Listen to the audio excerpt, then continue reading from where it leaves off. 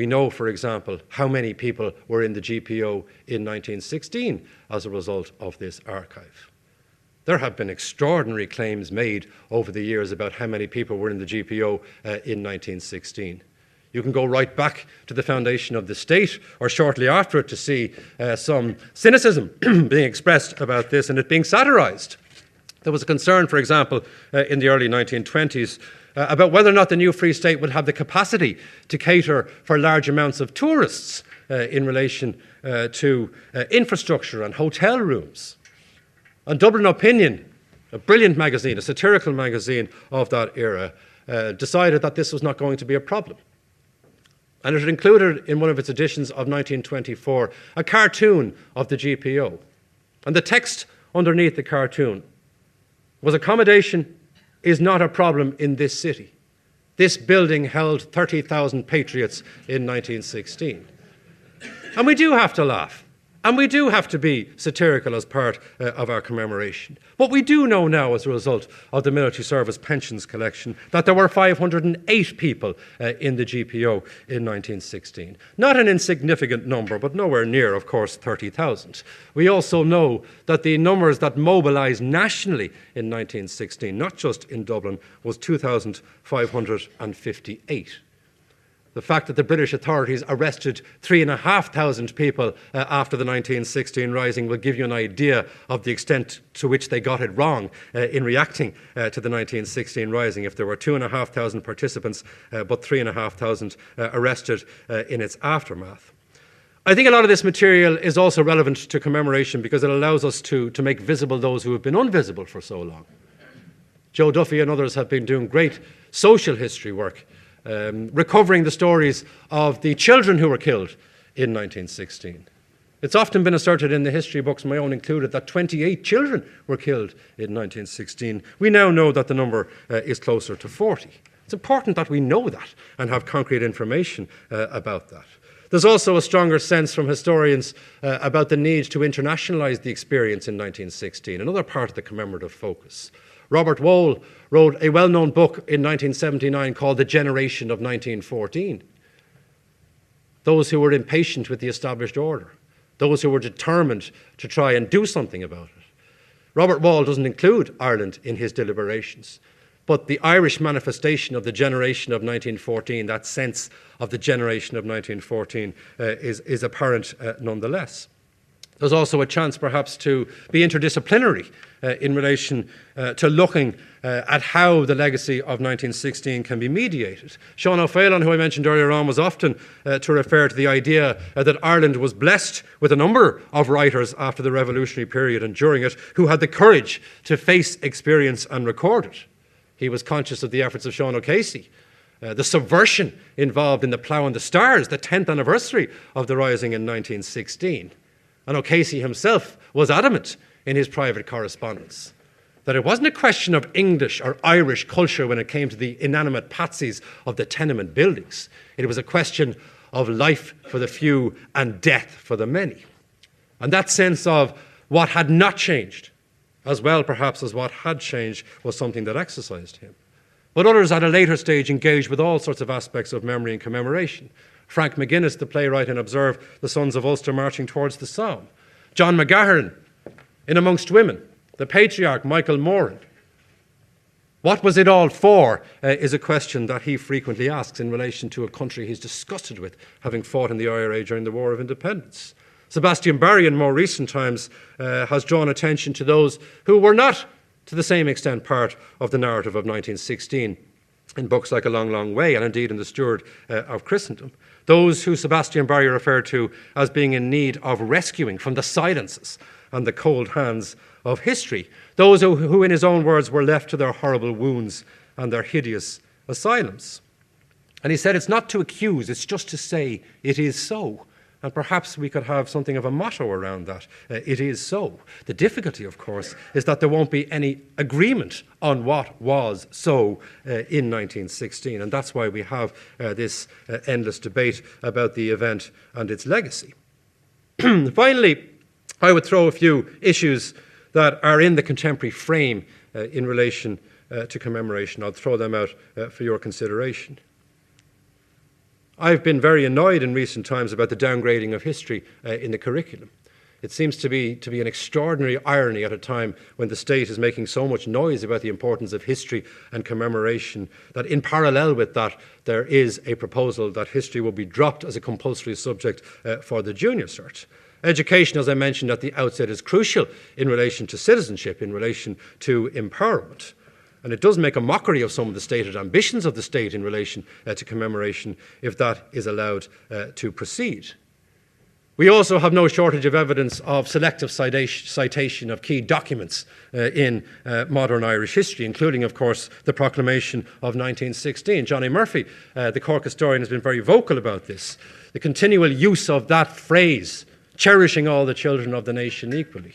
It was not a reference to children in 1916 as we understand it now. It was the idea of bringing Unionist and Nationalist together. How many people are hijacking that particular phrase for their own purposes? The idea of a state that can embark on many ambitious projects, and many of them very good projects. A capital project, a capital programme amounting to €22 million, for example, for the 1916 commemorations. An interpretive centre in the GPO, Richmond Barracks being turned into another centre, redoing Pearse's Cottage in Rossmuck, all of these kind of programmes. But no agreement on what to do with Moore Street, which often brings the relatives of the 1916 insurgents and those who were executed and those who were involved in a wide sense into the frame. And sometimes people get annoyed at the idea that they feel relatives want to be put on a pedestal, the idea that they do need to be consulted with. But how exactly do you deal with this issue of where the relatives should be in relation to commemoration? Going back to this question, I suppose, of ownership. And then we have the kind, I suppose, of soothing rhetoric that is associated with how commemoration is framed by politicians and by presidents in particular. The idea of a shared history that I mentioned earlier on. The idea, as has been articulated by President Michael D. Higgins, that we have to ensure that the memory of tragic events does not colonize our future. What exactly does that mean? Does it mean anything at all? And let's bring this right up to date. Yesterday, John Concannon, who is coordinating the 1916 programme for the government, suggested that the overwhelming view about 2016 is that events should not be used to look back, but to contextualise the actions of the revolutionary generation in the present as a guide to our future. I have no idea what that means, but I suspect it means sweet fuck all. So we do have to be aware of the extent to which this rhetoric can be so vacuous. Of course, it is fulfilling, they would see, a particular purpose, perhaps a political correctness. There was also, at one stage, a rush of blood to the peace process head in relation to this idea of having a senior member of the royal family present for the 2016 commemorations. That is something that has been taken off the table, I'm glad to say. It was ill-conceived, the kind of initiative that would create exclusion and bad temper and lockdown in Dublin city centre. Again, this idea of ownership of commemoration becomes very relevant. You also then have calls being made by some, including the historian Ronan Fanning, for a shameless celebration of the commemoration of the centenary of 1916. The idea that it, as the seminal moment in the birth of the Irish Republic, needs to be celebrated in the same way that the French celebrate Bastille Day or Americans celebrate their Independence Day. A number of visitors from the United States have attended recent roundtable discussions in 1916 and have asked very straight questions. Why cannot you celebrate your independence? And there are many answers, I suppose, as to why the tempo might be somewhat different in this country. If you were from America and were living in a divided states, you might feel very differently about the significance of American Independence Day. The same perhaps could be true in France. Shameless celebration. Is that an appropriate description in relation to what we should be doing in 2016, given that this is a partitioned island as a result of the events of that period?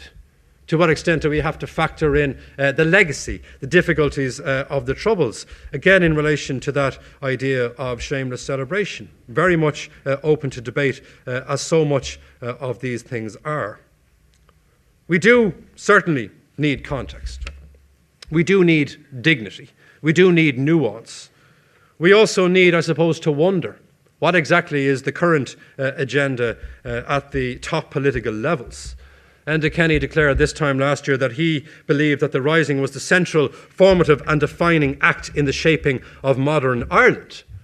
That was partly to publicly slap down John Bruton, his predecessor, a former Taoiseach who was on record and has been very consistent in his view that the 1916 Rising was a grave mistake. He wanted to claim, of course, that Fine Gael is a party of 1916. But today the government rejected a proposal that there be a public holiday to mark the centenary of the 1916 Rising. Why would Enda Kenny reject that suggestion given the assertion that he made about the 1916 Rising? Well, there's a very simple answer to that. It was a Sinn Féin proposal that we have law in a public, a new bank holiday to commemorate the 1916 Rising, which brings me back to where I started in relation to the politics, the contemporary politics of commemoration. Charlie Flanagan, the Minister for Foreign Affairs, has also insisted that commemorations cannot be divisive. And again, how does that square up with some of the other assertions that have been made? If you are being true to historical reality, surely commemorations have to be divisive to a degree. Can we contrive this kind of ahistorical retrospective consensus about the reality of events in Ireland 100 years ago? I don't think we can do that with much credibility. Nor do I think that pride should be bullied out of existence in relation to that revolutionary generation. But we do need to be mindful and aware of the cost. 7,500 lives lost between 1917 and 1916 and 1923. That's not high by international standards, but we're aware in a small country of how deep those divisions and those losses went. So there is a need to be aware of cost, and there is a need for nuance and dignity and context. But above all, I think there needs to be an assertion of ownership. The state will, of course, do its commemorative job as it sees fit. But there's also the question for all of us of what we want to do, how we want to do it, and how we can frame this whole question of commemoration in a way that brings meaning and brings engagement to as many people as possible. I've taxed your patience. Thank you very much.